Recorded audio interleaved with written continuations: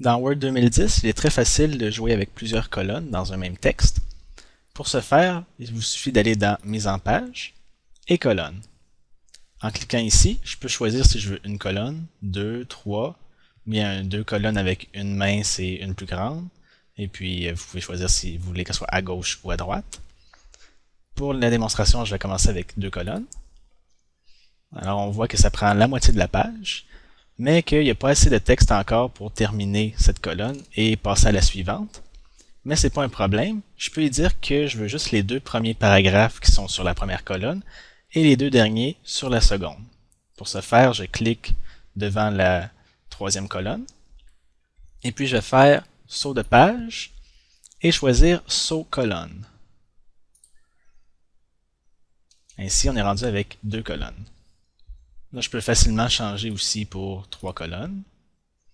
Là encore, si je veux, je peux faire un saut de colonne ici. Puis on voit les trois colonnes. Si je veux, je peux retourner à une colonne. Et on peut voir que les sauts de colonne sont maintenant rendus des sauts de page. Je vais donc les effacer pour retourner au document de base. Voilà.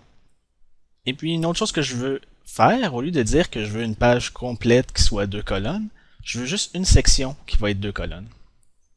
Donc je garde ce premier paragraphe en une colonne et les trois autres vont être à deux colonnes. Pour ce faire, je mets mon curseur où est-ce que je veux que ça commence à devenir plusieurs colonnes. Je vais dans Colonne, Autre colonne. Ici, je vais dire que j'en veux deux. Et au lieu de dire appliquer à tout le document, je vais simplement faire à partir de ce point. Puis on peut voir dans l'aperçu qu'on a exactement la présentation que je veux. Une colonne pour commencer et deux par la suite. Je fais OK. Et voilà, j'ai deux colonnes. Puis, je vais faire encore un autre saut de colonne ici.